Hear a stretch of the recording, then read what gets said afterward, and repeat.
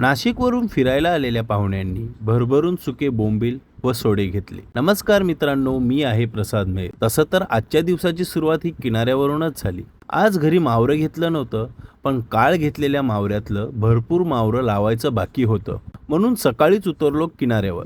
मांदेली आणि बोंबली लावण्यासाठी कापड अंथरून घेतलं आणि लगेचच झाडू मारून ते साफही करून घेतलं। त्यानंतर त्यावर जाळी टाकून घेतली आणि एक एक करून बोंबली मांदेली सर्व लावून घेतली। त्यानंतर घरी जाऊन उरलेला टोसला साफ करून घेतला। संध्याकाळी नाशिकवरून काही मंडळी फिरण्यासाठी आमच्या किनाऱ्यावर आलेली।